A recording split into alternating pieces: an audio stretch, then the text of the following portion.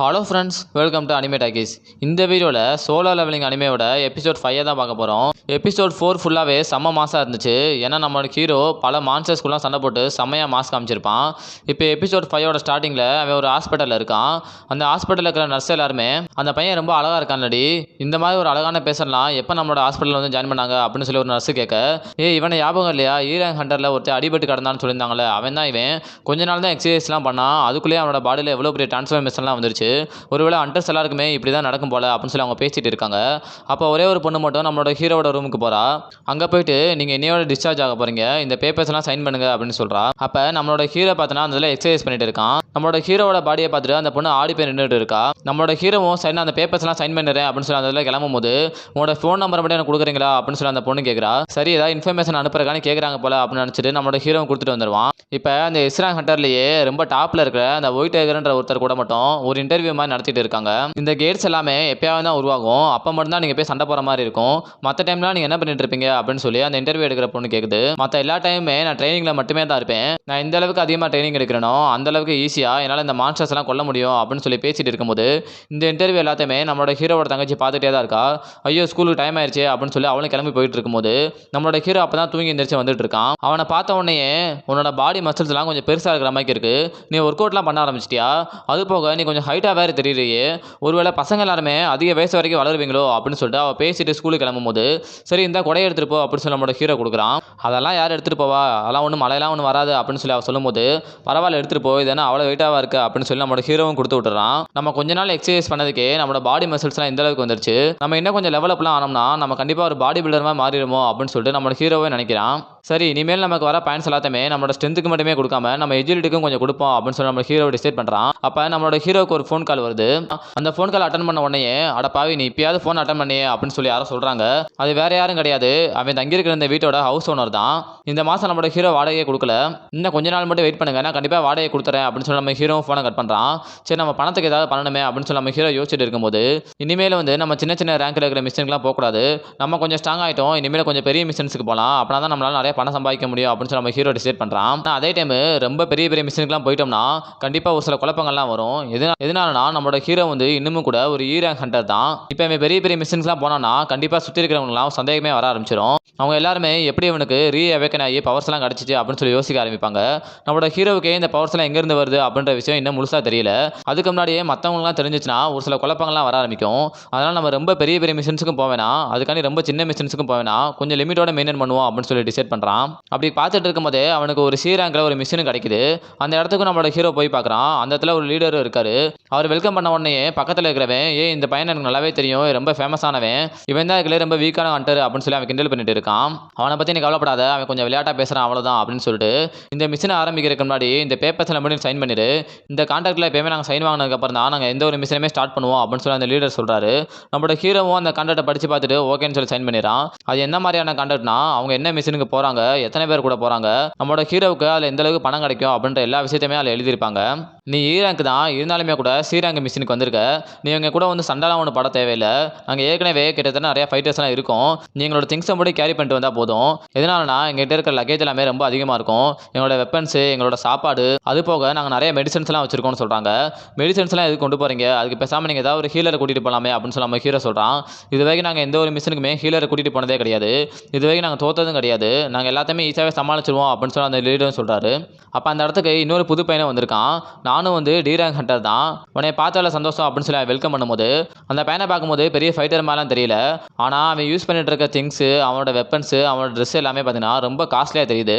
அவனை பார்க்கும்போதே தெரியுது அவன் ரொம்ப பெரிய பணக்காரன்னு. நீ வெயிட்டாக இருந்துச்சுன்னா அந்த பேக்கை வேணா ஏன்டா கொடுக்குறியா அப்படின்னு சொல்லி அந்த பையன் கேட்கும்போது, அதெல்லாம் ஒன்றும் பிரச்சனை கிடையாது, நானே கொண்டு வந்துக்கிறேன் அப்படின்னு சொல்லி நம்ம ஹீரோ சொல்லிடுறான். நான் உன்னோட சின்ன பையன் தான், அதனால் நீ ரொம்ப மரியாதை கொடுக்க தேவையில்லை, என்ன ஃப்ரெண்ட்லியாகவே பேசு அப்படின்னு சொல்லி அந்த பையனும் சொல்கிறான்.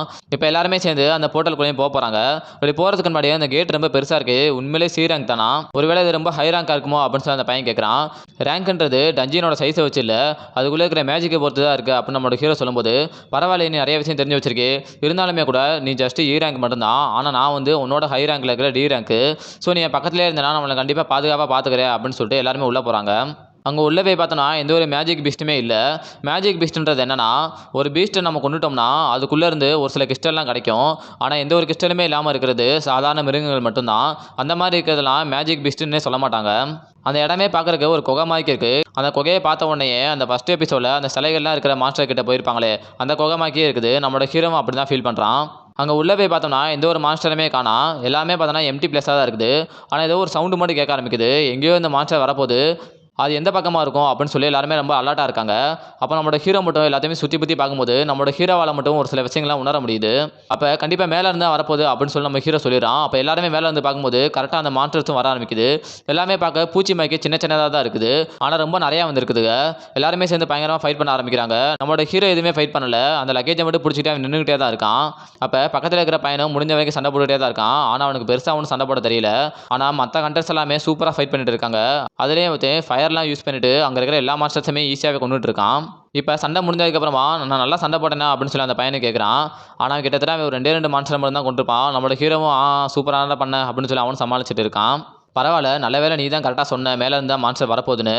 நம்ம கொஞ்சம் அலர்ட்டாக இல்லைனா கண்டிப்பாக நம்ம எல்லாருக்குமே அடிபட்டிருக்கோம் அப்படின்னு சொல்லி அந்த ஹண்டர் சொல்கிறாரு. ஆனால் அங்கே இருக்கிற எதுவுமே பார்த்தீங்கன்னா மேஜிக் பீஸ்டே கிடையாது. எதனாலனா அதோட உடம்புக்குள்ளே வெறும் ரத்தம் மட்டும் தான் இருக்கே தவிர எந்த ஒரு கிறிஸ்டலுமே கிடையாது. ஸோ இந்த கிறிஸ்டல் எல்லாமே இந்த இடத்துல ஏதாவது ஒரு இடத்துல மொத்தமாக சேர்ந்து தான் இருக்கும். ஒருவேளை அந்த பாஸாக இருக்கிற மான்ஸ்டர் கூட மொத்த கிறிஸ்டலுமே கூட வச்சிருக்கலாம் அப்படின்னு சொல்லி அந்த ஹண்டர் சொல்கிறாரு.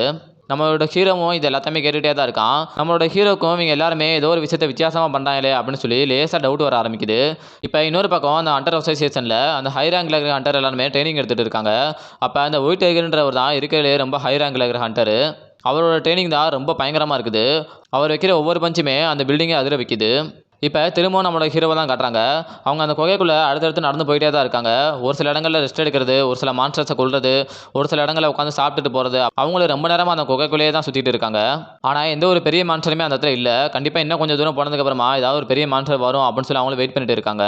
அப்போ நம்மளோட ஹீரோக்கு இருக்கிற ஒரே ஒரு டவுட் என்னன்னா, இவங்க எந்த ஒரு ஹீலருமே கூட்டிகிட்டே வர மாட்டாங்க. இதில் ஏதாவது ஒரு பிளான் இருக்குமோ அப்படின்னு சொல்லி யோசிச்சுட்டே தான் போகிறான். அப்போ ஒரு லெவலுக்கு மேலே போனதுக்கப்புறமா அந்த குகையை முடியுது.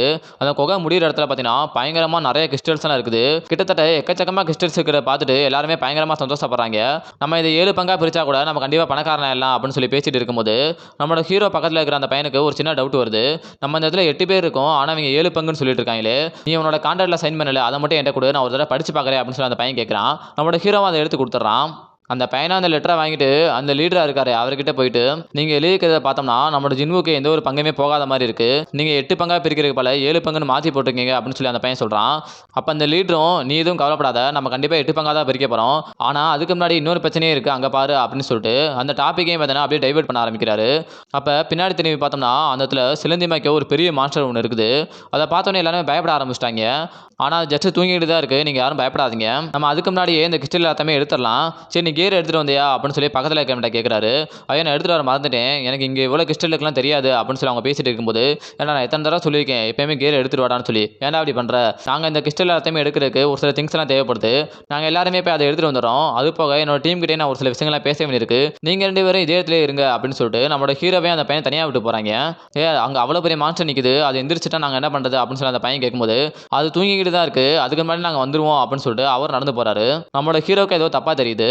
நம்மளோட ஹீரோவும் ஒரு சில விஷயங்களை நினச்சி பார்க்குறான். இந்த ஃபர்ஸ்ட் எபிசோட் ஒரு லீடர் இருந்தார் ரொம்ப நல்லவரா, அவர் ஒரு நாள் நம்மளோட ஹீரோ கிட்ட சொல்லியிருப்பாரு, எப்போவுமே மான்ஸ்டர்ஸ் மட்டுமே ரொம்ப கொடூரமானது கிடையாது, இந்த மனுஷங்களில் கூட அந்த மான்ஸ்டரை விட மோசமானவங்களாம் இருக்காங்க. அதுலேயே இந்த ஹண்டர்ஸ் எல்லாருமே அந்த டஞ்சியனுக்குள்ளே போயிட்டாங்கன்னா என்ன வேணாலும் முடிவு பண்ணுவாங்க. எதனாலனா அந்த டஞ்சியனுக்குள்ளே எந்த ஒரு செக்யூரிட்டி கேமராவும் இருக்காது, எந்த ஒரு விட்னஸுமே இருக்க மாட்டாங்க.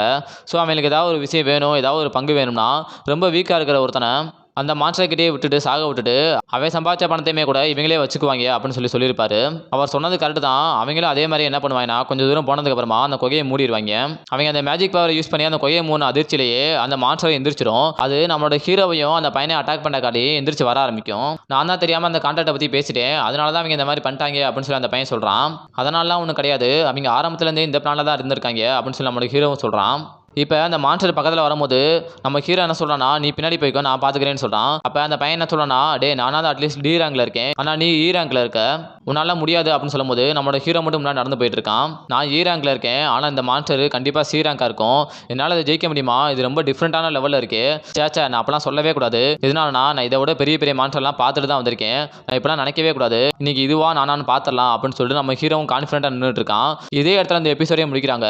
அடுத்த எபிசோடில் செம்ம ஃபைட் ஒன்று இருக்குது. அடுத்த எபிசோட என்ன நினைச்சுன்றதை அடுத்த வீடியோவில் பார்க்கலாம். இந்த வீடியோ உங்களுக்கு பிடிச்சிருந்தா லைக் பண்ணுங்கள், ஷேர் பண்ணுங்கள், கமெண்ட் பண்ணுங்கள், மறக்காமல் சப்ஸ்கிரைப் பண்ணிட்டு போயிருங்க. பாய்.